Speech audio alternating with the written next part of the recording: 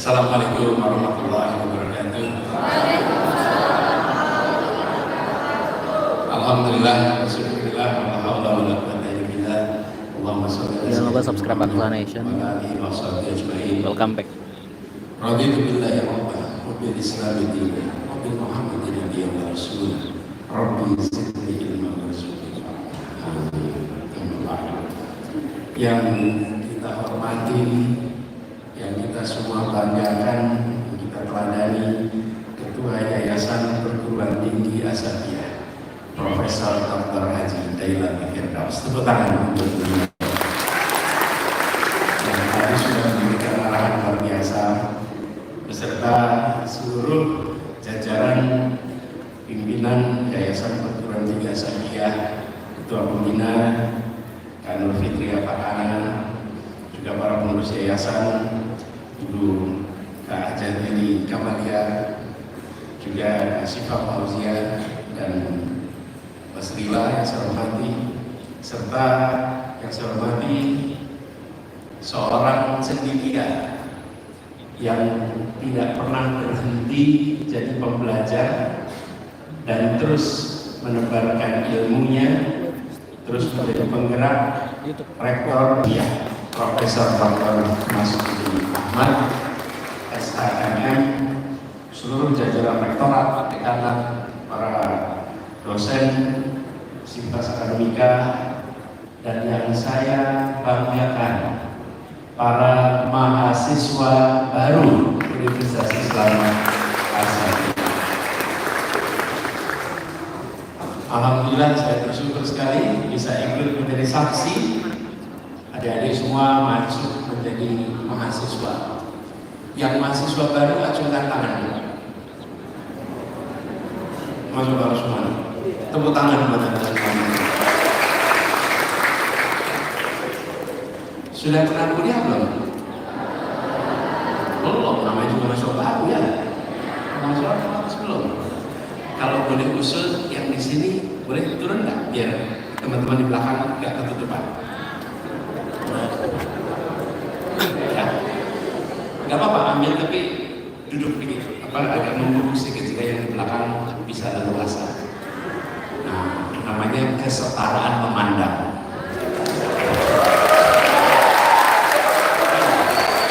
Karena saya juga pengen ngelihat langsung kan, ini ada semua.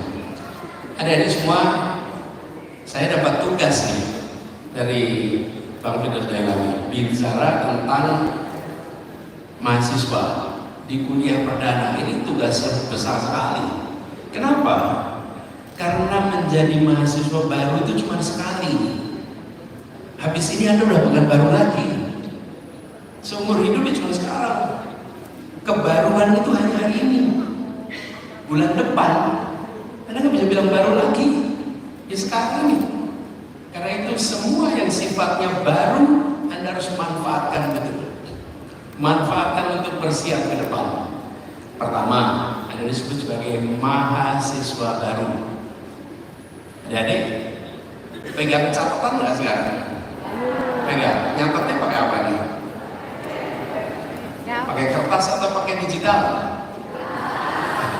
Boleh kertas, boleh digital. Oke.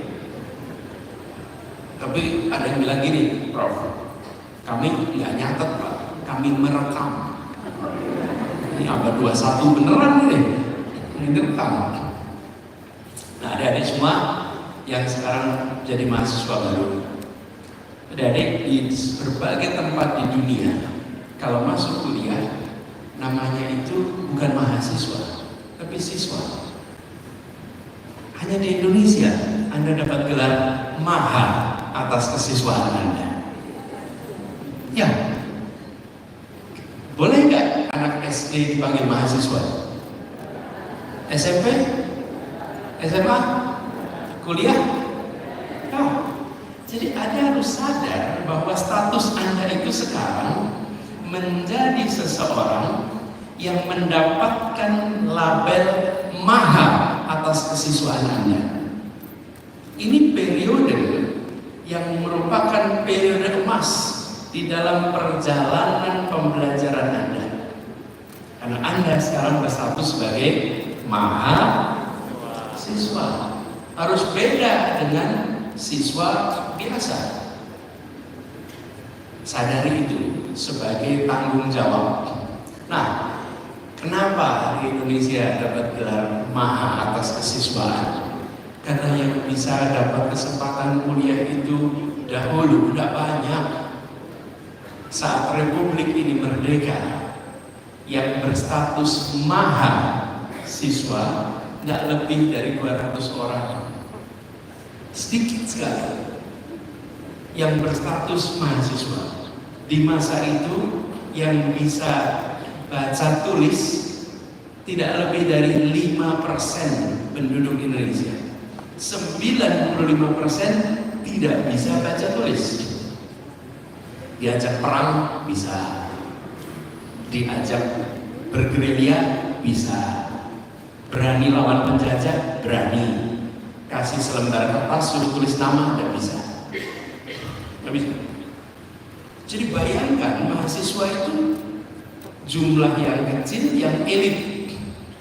Nah, karena itu mereka mendapat gelar maha atas kesiswaannya. Dan anak-anak muda yang menjadi mahasiswa adalah anak-anak muda yang bukan hanya memikirkan dirinya, tapi juga memikirkan bangsanya dan masa depan bangsanya. Karena itu, mahasiswa Indonesia, baik yang berada di Indonesia maupun yang berada di luar Indonesia, dikenal sebagai pelajar, pembelajar, pejuang. Jadi pesan saya yang pertama pada semua, apalagi masuk di Universitas Islam As-Safiyah, adik-adik harus menjadi mahasiswa pejuang, meneruskan tradisi perjuangan. Ini pesan satu nih, jangan jadi mahasiswa yang bukan pejuang, mahasiswa pejuang. Nomor satu, tanggung jawab sejarah itu menempel di pundak Anda. Adik-adik, di dalam perjalanannya, oh ya, nanti saya akan kasih kesempatan untuk tanya jawab nih. Jadi bersiap-siap yang mau tanya, boleh nanti ajukan tangan. Oke? Boleh dipikirkan pertanyaan mulai sekarang. Kan kuliah kan? Kalau kuliah boleh tanya kok, ya kan? Nah, adik-adik semua, tanggung jawab sejarah ini perjalanannya panjang. Dari mulai awal abad 20 di Jakarta sini ada pergerakan Budi Utomo, mahasiswa yang kuliah di Stovia.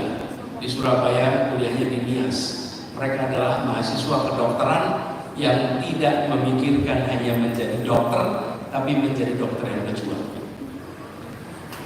Adik-adik tahu rumah sakit terbesar di Jakarta namanya apa? Rumah Sakit Cipto Mangunkusumo. Ini Rumah Sakit Cipto Mangunkusumo itu diberi nama seorang dokter yang berjuang sejak masih mahasiswa. Dan tipe pejuang mahasiswa ini apa? Dia belajar, tentu rajin, apalagi pada masa itu belajar lebih sulit, bahannya terbatas. Tapi dia memikirkan nasib bangsanya. Dan ketika kemudian lulus menjadi sarjana, dia tidak hanya mengejar kepentingan dirinya dan keluarganya, tapi dia berjuang untuk masyarakatnya. Suatu ketika di Malang sana ada wabah penyakit pes. Waktu itu masih ada wabah pes. Tidak ada orang berani masuk. Banyak dokter dan perawat tidak berani di sana. Dan salah satu orang yang berani di sana menuntaskan wabah pes namanya Dr. Cipto. Dia tuntaskan pes di sana di saat orang tidak mau datang ke sana karena takut ketularan dan fatal kalau ketularan. Dia memilih untuk berada di sana. Dan ketika semua dikerjakan sampai di ujung, dia mendapatkan bintang dari Ratu Juliana di Belanda. Dan apa yang dikatakan? Saya kembalikan bintang ini karena saya bekerja untuk nasib bangsa saya, bukan untuk penghargaan dari penjajah saya. Dia bilang, saya tidak mau terima penghargaan dari yang penjajah bangsa saya. Itu mengirimkan pesan luar biasa. Anda baca itu sejarah. Jadi pesan saya yang kedua, Adik-adik, pelajari kisah pejuang-pejuang kita yang berlatar belakang terdidik mahasiswa. Karena itu pesan buat Anda. Ada salah seorang dokter. Dokter ini dokter pertama Betawi, namanya Abdurrahman Saleh. Oke? Abdurrahman Saleh ini orang Betawi pertama jadi dokter. Abdurrahman Saleh ini sekarang namanya jadi nama bandar udara di Malang. Kenapa? Karena beliau seorang terdidik sama-sama sekolah historia, tetapi orang yang sangat pembelajar. Resminya dokter, tapi ahli mesin, ahli aeronautika, sampai ngurusin pesawat pun bisa. Dan dia ikut membereskan pesawat-pesawat awal pada masa perjuangan dulu. Walaupun resminya dokter, tapi dia berjuang juga untuk kemerdekaan Indonesia. Waktu saya bertugas di Jakarta, itu jadi kami namakan rumah sakit terapung pertama, namanya Rumah Sakit Abdurrahman Saleh, memberi penghargaan pada orang Betawi pertama yang menjadi dokter.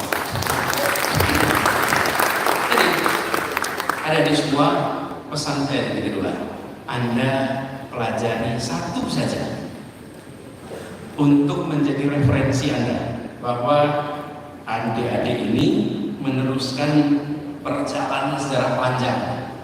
Nah, lalu bagaimana ke depan? Jadi masuk kuliah. Saya mau tanya di sini. Rencana kuliah berapa tahun? Berapa tahun? Pakai tangan dah. Ini 3, 5. Coba saya mau lihat acungkan tangan semua. 5, 4, 3.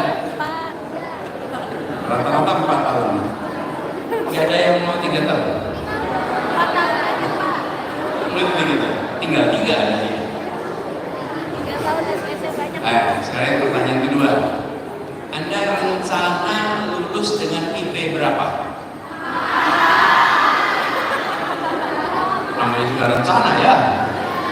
Rencana bebas saja ya. Ada mikrofon? Ada ya. Coba saya mau dengar salah satu, acungkan tangan. Berapa rencana IP Anda dan kenapa? Yuk, acungkan tangan. Siapa yang mau jawab? Tuh, kasih mikrofon yang sana. Yusuf, ada berdiri, yang acungkan tangan berdiri. Sebutkan namanya.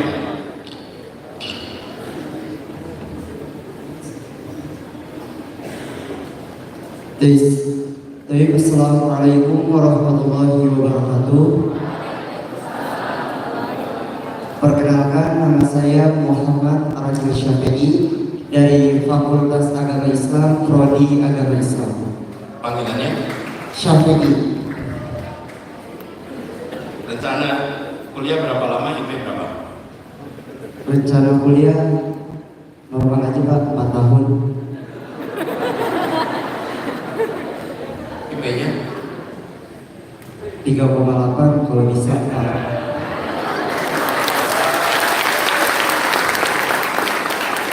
Ya, oke. Makasih. Sama-sama. Ada lagi yang perempuan sekarang. Ya, sana tuh. Kamu langsung maju berdiri, langsung ke depan. Ya cepat. Langsung aja ke depan. Depan, cepat. Yuk. Yuk. Ayo ke depan. Maju aja ke depan. Namanya siapa? Langsung aja nama. Nama saya Rosa Fitri. Panggilan? Caca. Oke. Dari Fakultas Ilmu Kesehatan Prodi S1 Keperawatan.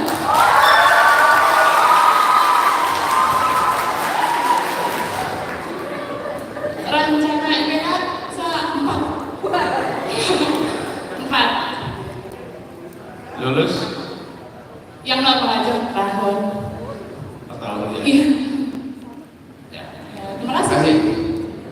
Ya, dari semua ini ambisinya bagus-bagus. Memang lebih baik begitu. Yang berbahaya itu begini. Berhasil meraih target sementara targetnya terlalu rendah. Itu bahaya.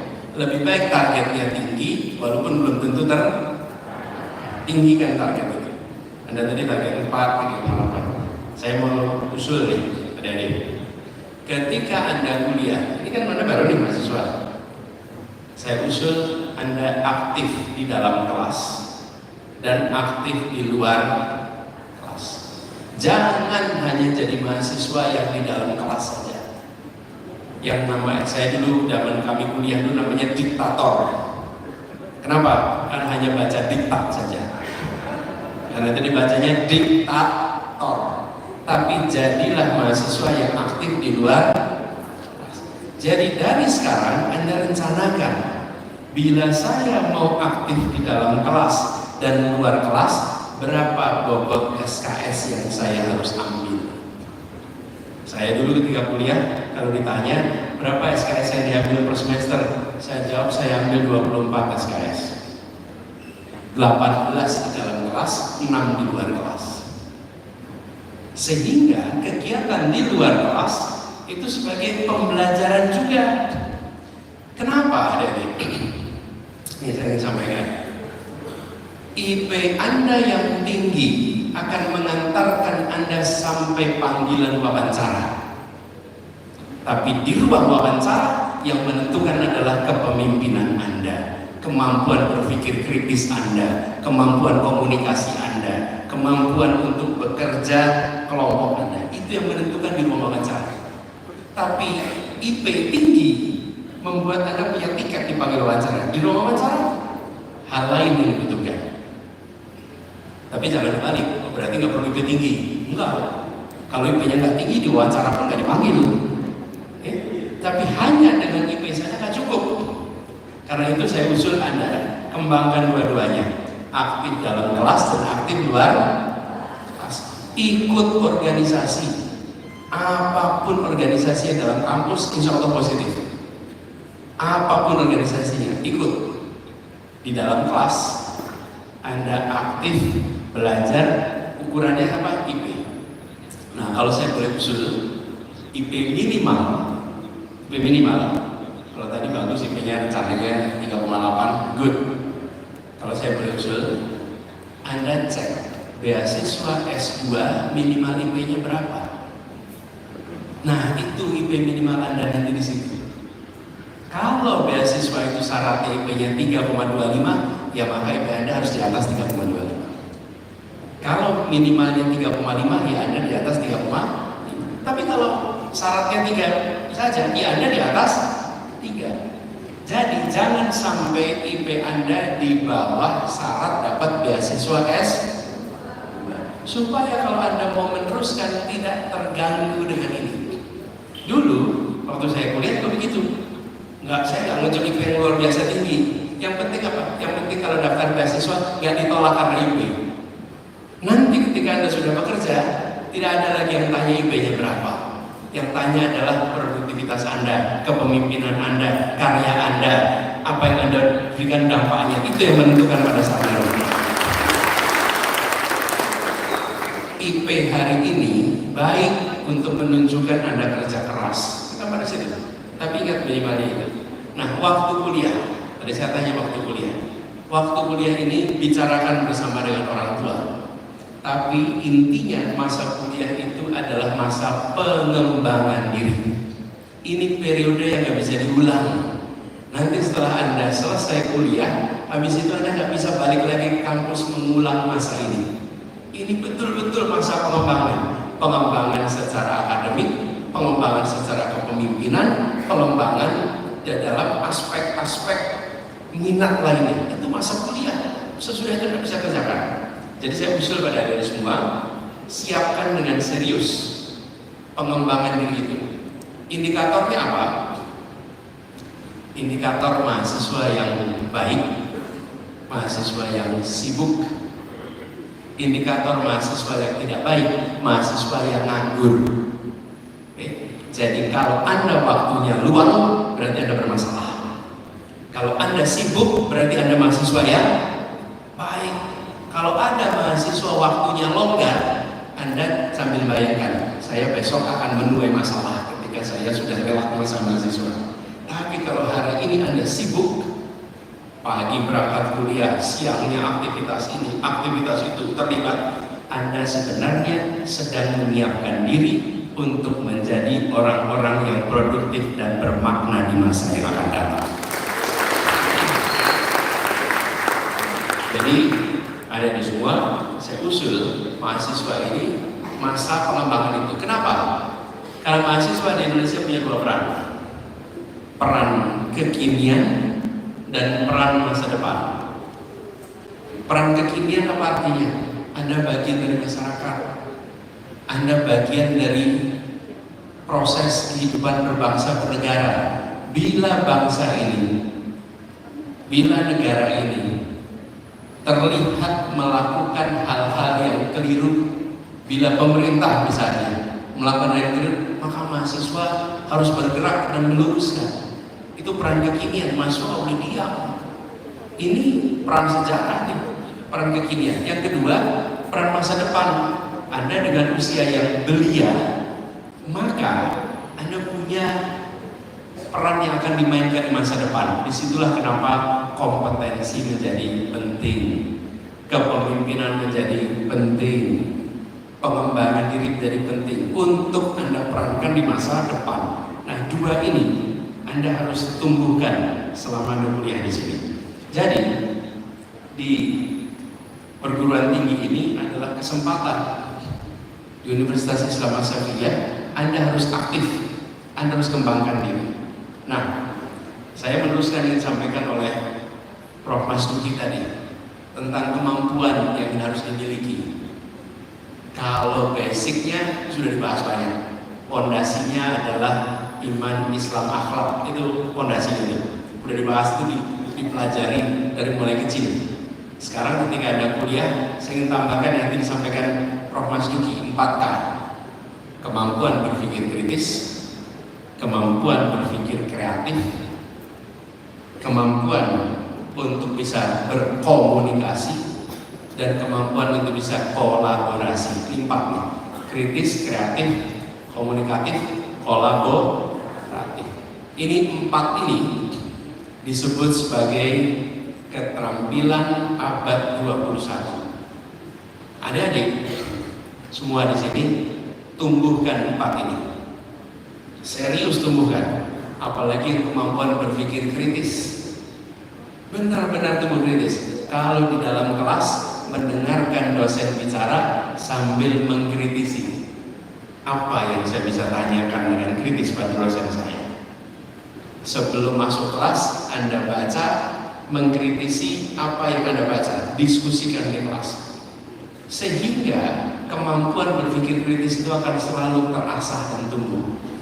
Insya Allah nanti adik-adik, kalau punya kemampuan berpikir kritis itu, Anda akan bisa berperan jauh lebih besar daripada sebaya Anda semua. Yang kedua, kemampuan kreatif. Kreatif itu mampu berpikir yang baru, mampu melihat dari sudut pandang yang berbeda. Kemampuan ini dimulai dengan pertanyaan-pertanyaan dasar yang tidak biasa ditanyakan. Kalau adik-adik terbiasa bertanya dan pertanyaan yang mendasar, insya Allah Anda muncul kreativitas. Misalnya,